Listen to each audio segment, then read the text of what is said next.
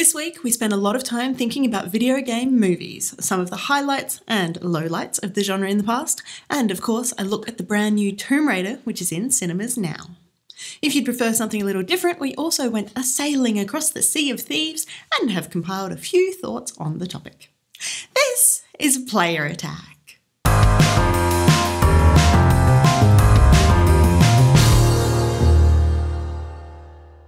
Hi, I'm Jessica Citizen, and this week we've had to carefully pick through the news to figure out what was real and what was just an April Fool's joke.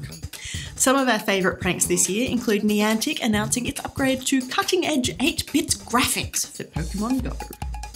Remedy Entertainment announced it has had enough of making games like Alan Wake, instead rebranding itself as a coffee company.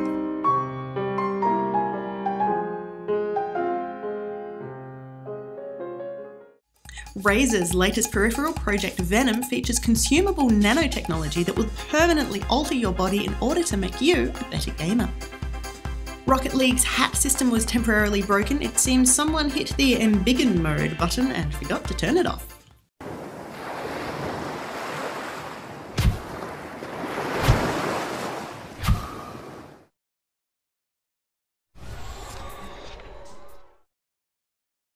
Let's take a moment to check in. This new gameplay mode for Rock Band 4 is a little different to what we're used to, but so is the upcoming Need for Speed game. And even though it might not be games related exactly, I would really like this brand new Lego sorting vacuum. After all that though, there was still room for some actual news. First up, Valve has removed the Steam Machine section from the Steam store. It's 2018 and this isn't really surprising. Nobody has announced any new machines for a while now, and the idea of a dedicated Linux-powered gaming PC never really got much traction. That said, the project wasn't a complete waste of time, as it shed an awful lot of light on the state of gaming for Linux. A number of game developers, including Aspyr and Feral Interactive, now include Linux versions of their games by default, and while it's not exactly a benefit for Steam, rival online retailer GOG.com has also added the ongoing support for Linux games. Support is still continuing for SteamOS, Valve's own Linux distro, and the hardware companies that were making the machines themselves will likely continue for a while longer, but you'll have to look a little harder to find them. Sticking with Valve, if you ever wanted to know what exactly is involved in squishing cheaters in CSGO, here's the deal. VacNet, a deep learning system, uses more than 1,700 CPUs working non-stop to spot and ban hackers based on dynamic criteria. But the cheaters are learning along with the bots. When the developers retrained VacNet with new behaviours, it reported a nearly 100% conviction rate for a short time, and then the cheaters adapted and it slipped back to its standard rate, which is a thoroughly impressive 80 to 95%. In other news, here's a short video from Human Head Games showing what could have been Prey 2 before it was cancelled.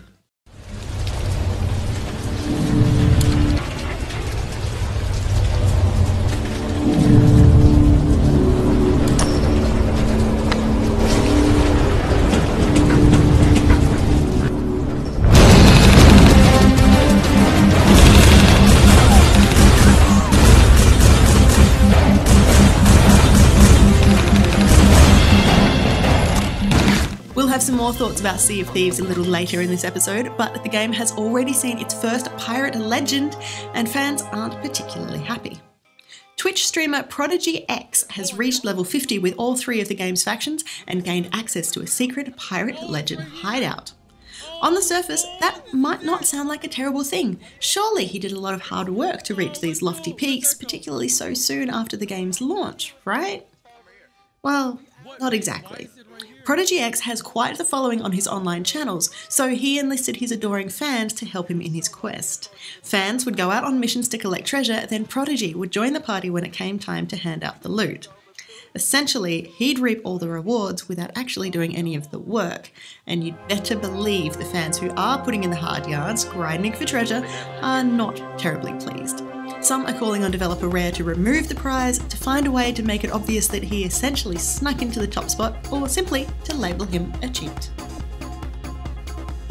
You'd be forgiven for thinking this was another April Fool's joke, but it is real. No Man's Sky is headed to Xbox One in the Northern Hemisphere's summer 2018, that is, sometime within the next 6 months.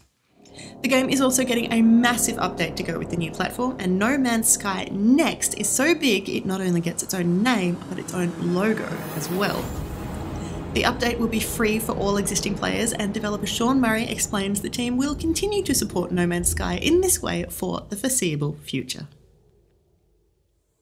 Moving on though, and Far Cry 5 is about as impressive as we expected it to be. In just a week after release, the game has more than tripled the series' peak player count on Steam. The previous record holder was Far Cry 3, which saw a launch peak of 23,042 concurrent players. The new one, a massive 83,000 concurrents, with nearly 280,000 people picking up the game on Steam in its first 48 hours. For comparison, Ghost Recon Wildlands, For Honor and Assassin's Creed Origins all approach the 46,000 concurrent mark, with The Division peaking at 113,000, so it looks like Hope County really is the place to be. And sticking with Far Cry 5, the game's arcade mode means that players can create their own maps and share them with others. Of course, it didn't take long for fans to start creating copies of their own favourite maps from other games, meaning within just a few days of release we've already spotted PUBG's iconic island, a version of the Baker House from Resident Evil 7, Biohazard, and of course Counter-Strike's classic DE Dust.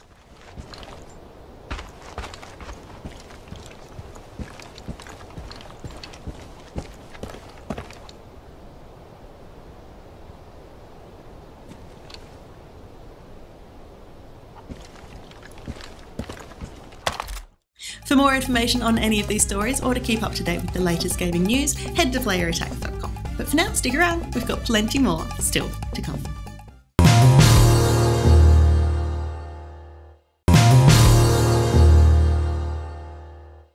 The past 18 months or so has seen some pretty big gaming names hit the silver screen, from Assassin's Creed to Warcraft to Tomb Raider and even Ready Player One in its homage to everything game related. Each one has polarised viewers.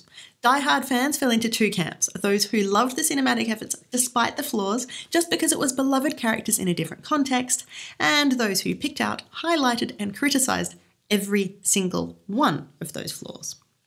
People who went into the theatre having not played the games were also divided along similar lines, raising the question of whether these movies stand up on their own merits or if they're only interesting to those who know the source material intimately. But there are a few exceptions. There are a handful of movies that have done well for themselves despite of, or perhaps in spite of, what they're based on. We are running out of time. And if we fail, we must wait another 5,000 years. Well, I don't know about you, but that's more time than I'm prepared to commit to this enterprise. The original Tomb Raider adaptation and its sequel, Cradle of Life, hit all the right notes and really set the tone for what a video game movie could be. Action designed for entertainment rather than a body count, comedic dialogue, respect for the original games, and an actress who made the character her own. Don't start. The new Tomb Raider has done an admirable job of following in Angelina Jolie's footsteps, but it is still early days yet. On the flip side, 1999's Wing Commander has been almost universally panned by fans of the game and of sci-fi space films alike. The movie, which starred Freddie Prinze Jr., Matthew Lillard and Saffron Burrows, made just $11 million at the box office, after costing nearly 3 times that to make. Wing Commander. I love this baby! Despite that, the 90s brought us a stack of films based on big-name fighting game franchises, and they all did pretty well for themselves. Whether your preference was for Mortal Kombat or for Street Fighter, you got at least one cinematic outing that continued in the pretense that these arcade fighters actually have a story attached. After 7 months of fighting, the civil war in Shadaloo may have reached the turning point. The capital has just fallen. In December 1994, the forces of freedom will face a power-mad dictator in a struggle for the fate of the world.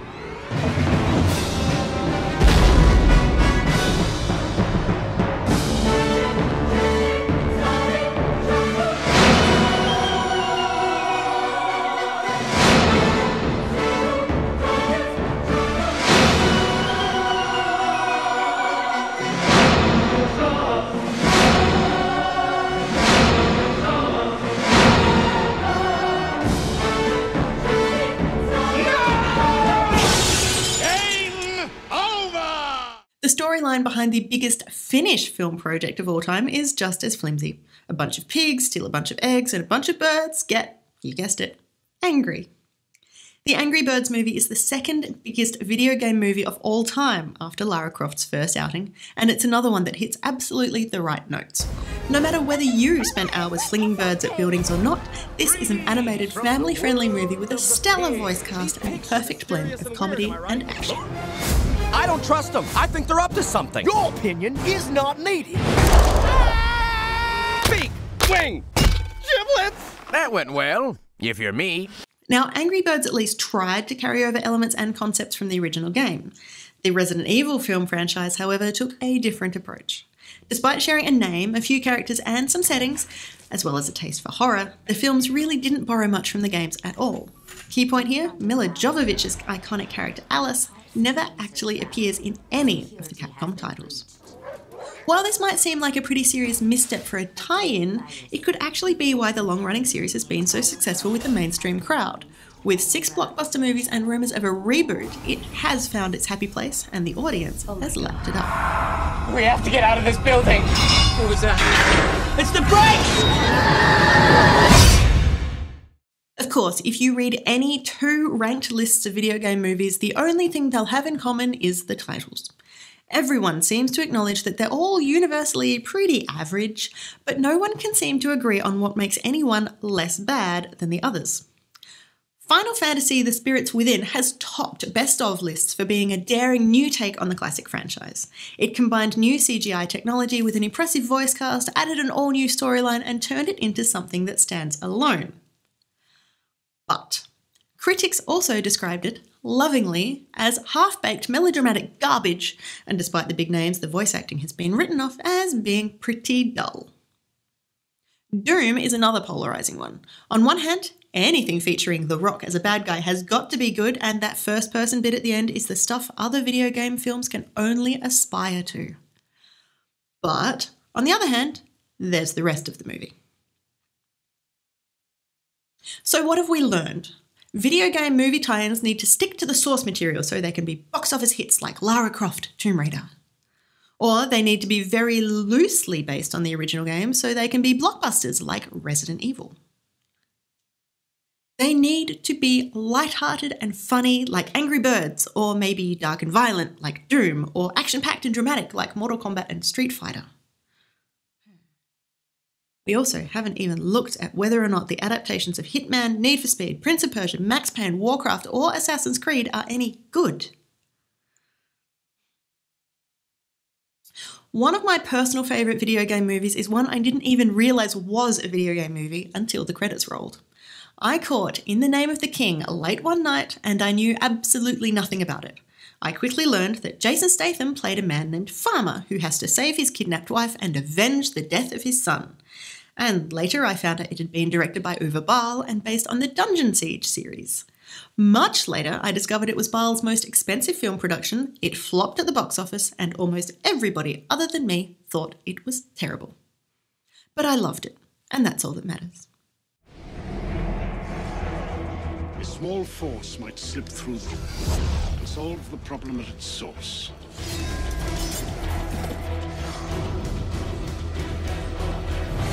King called upon you to face death. Tonight we dress our wounds, bury our dead. Tomorrow we gouge evil from its shell.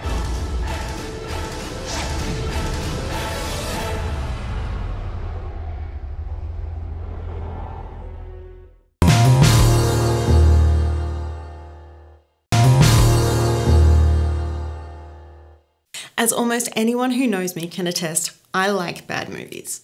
I don't mean the so bad it's good cult classics, I mean the ones that nobody else seems to see the good side of. Add to this the fact that I have always had a soft spot for video game tie-ins, and you'll be able to predict pretty accurately how I feel about the brand new Tomb Raider. Yep, I thought it was great, and I don't even care if I'm the only one. I thought I saw Dad again. I think I'm going mad. Lara, your father's gone.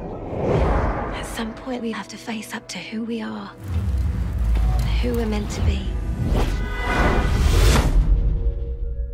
I think I know where my dad went. That's right in the middle of the Devil's Sea. It'll be an adventure. Death is not an adventure. It's been a long time since I've seen Angelina Jolie's interpretation of Lara Croft, but newcomer Alicia Vikander steps more than comfortably into the well-worn combat boots. Gone is the low-poly caricatured body, the circle specs, even the iconic braid, replaced with an almost note-perfect version of the 2013 heroine, muscles, messy ponytail, and all. And even though we have the new Lara, this isn't just a big-screen retelling of the story we've already played through. Yes, she's looking to discover more about Himiko, the ancient and mysterious Japanese queen. Yes, she heads out on a ship called the Endurance and, yep, inevitably, ends up shipwrecked on the island of Yamatai in the middle of a dangerous part of the ocean. Inspiration has been drawn heavily from both the game and its 2015 sequel Rise of the Tomb Raider, but this is not the same Lara. She's looking for a different Himiko on a different Yamatai defended by a different group of bad guys. These ones, led by a different Matthias, are trying to find Himiko's tomb so that they can unleash her unspeakable horror upon the world. And the whole film really feels a bit like that. Like someone decided that even though the 2013 jungle setting of Yamatai would translate beautifully to the big screen, Rhianna Pratchett's Lara would not, so everything else was shifted slightly. The cinematic Lara is a London bike courier who, quite pointedly, did not go to university. While she still comes from a wealthy family, this one has chosen to go her own way and live by her own means, even if this means pawning priceless family heirlooms to purchase plane tickets. As you might expect, the story is far from original. Lara's father is missing, presumed dead, after embarking on a mysterious adventure some 7 years ago. Just as our girl is about to sign the papers to inherit the Croft fortune and effectively give up any hope of finding Dad, something happens that sends her off on an adventure of her own, starting with a quick exploration of the family crypt and then a jaunt off to Hong Kong. Then it's a case of popping on a boat, again, a different Endurance with a different captain, and sailing off to this secret island. The first letter from my final destination. I do have to make one observation here. The island setting is perfect. I swear, the movie treads through scenes that were lifted directly from the game. The twisted branches and vines, the cliffs and the beaches, whoever was in charge of the location for this one absolutely nailed it. Top marks.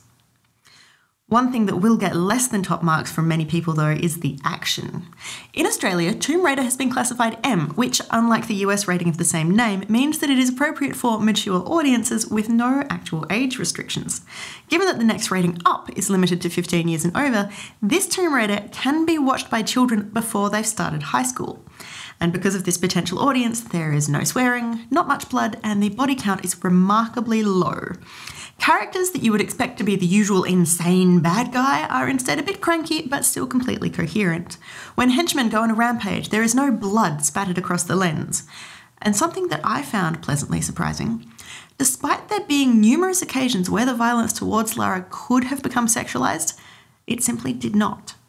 Given that the 2013 version of the game was heavily criticised for an implied rape scene, this makes a refreshing, if unexpected, change. So yes, the lower age rating does mean that this is kind of action light. For something based on one of those gritty reboots we've seen so much of lately, Tomb Raider does seem to be lacking a lot of that grit. But that's okay. There are plenty of places for you to get your fix of blood, gore, and adult content. There are not many places for a teenage girl to find an appropriate role model who is fit, healthy, clever, and able to get herself out of all kinds of trouble. I'm also looking forward to the Fitspo websites cashing in on how to get Lara Croft's arms. And by that, I mean I'd like some advice on how to do that, please. After all that, Tomb Raider is nowhere near ready to be put on a cinematic pedestal. But to dump this one in the dismal pile of video game tie-in movies feels like a disservice. It's fun and enjoyable and hits a lot of the right notes.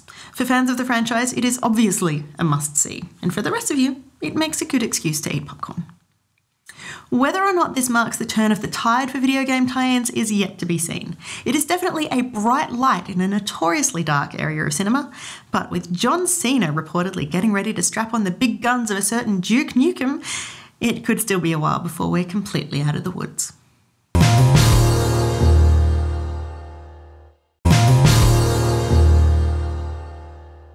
Sea of Thieves is Rare's modern take on the pirate life simulator, featuring wide open seas, copious treasures and trading opportunities, cannons, swashbuckling peg legs, and eye patches. First and foremost, a little warning. If you don't have any friends to play with, you might find Sea of Thieves somewhat lacking. While the solo experience in the smaller sloop is fun in its own way, the game shines best with a full crew of 4 manning the big galleon. Unlike some earlier pirate sims where aspects of sailing were handled by the game or handled by AI sailors, in Sea of Thieves you or your crew have to do everything from steering the ship to trimming the sails. Cannons must be loaded by hand before firing, and there's no aim assist, sights or trajectory paths. Your gunners will have to judge shots for themselves. No mean feat with the ship bucking and rolling through the waves. If you're unlucky enough to get hit, your hull will spring a leak, which is easily patched with a plank of wood. Your ever-present bucket can then bail water out of your cargo hold and everything is fine again. But keep an eye out, there's no health meter on your ship, you just need to ensure that there isn't too much water inside the boat instead of outside. Any one of these tasks is easily handled by one player, and at a stretch, a few of them can be juggled to keep everything ticking along. Trying to aim cannons, manoeuvre the ship, trim the sails, and keep the ship's hull from becoming Swiss cheese? It is too much for one player. Soloists should scarper with their loot whenever possible, rather than risk it all in battle. But where does this loot come from? Your primary source for piratical adventures is a representative of the Gold Hoarders, one of 3 factions, from whom you may buy a treasure map. Early maps, before you earn an impressive reputation, are simple X marks the spot affairs. The map depicts a stylized representation of an island which you then find on the ship's map table. Set sail, dig where the X is, and up comes a treasure chest. But beware, skeletons might also rise to defend their booty. Lug the chest to your ship, sail to an outpost, and gift the chest to the Gold Hoarders to open. Only they have the keys to open chests, because video games.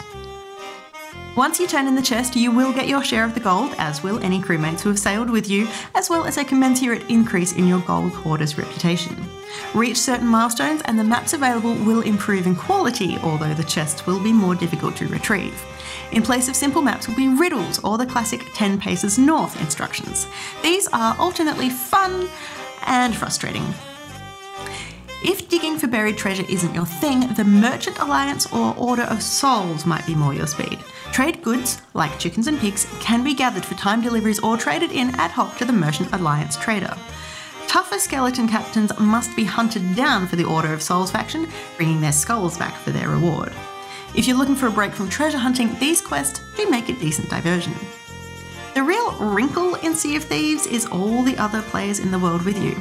All the treasure chests, chickens and skulls you collect are real physical objects in the world. If you want to get paid, you have to carry them back to an outpost. And if another pirate sees you with a fancy treasure chest, they might stab you in the back and take the chest for themselves. This can happen at any time, from first digging the chest up to the moment it's turned in. Worse, a passing ship could see you returning to port and assume your ship is laden with goodies and decide to send you all to Davy Jones' locker, picking over whatever might float to the surface. Mid-ocean battles are becoming rarer as players settle into the game. Since there's no direct reward for sinking ships or killing other pirates, fewer are actually risking it. The real rewards come from stealing treasure chests or other items off an enemy ship, and that is much easier when they're ashore looking for more treasure. Outside of the faction reputations, there are no levels or skills as such in Sea of Thieves.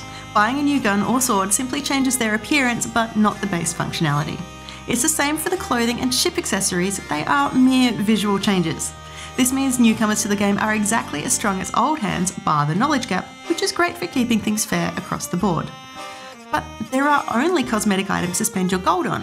You can't buy sails that catch the wind better or a stronger hull. Because there's no progression in power, it is difficult to stay motivated once the initial novelty of digging up chests has worn off. Even with a really good crew, it would take many, many voyages to earn enough to add a figurehead to your ship, the most expensive item in the game at present. A figurehead which will signal to other pirates that your ship is probably worth pirating in some fashion, since you're clearly raking in the gold. And a fancy ship sinks just as fast as a plain one anyway. If you're happy sailing about a bit, occasionally digging up treasure and fighting skeletons, then Sea of Thieves is definitely a great deal of fun for a while.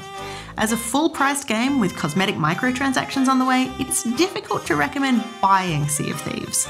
But an Xbox Game Pass subscription, around $10 a month depending on your region, does grant full access to the game, making it an absolute must if you are subscribed, and a compelling reason to subscribe if you're not.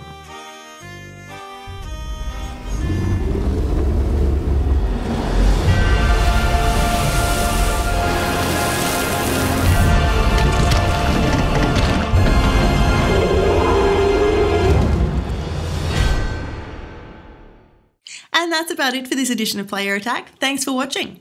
We're actually taking a little bit of a break from gaming for the next couple of weeks to catch up on our games to play pile, but don't worry, we will be back by the end of April. In the meantime, you can catch us at playerattack.com. We're on Facebook, YouTube and Twitter, and if you've got something you want to say, send us an email, mailbox@playerattack.com, or just hop on our forums.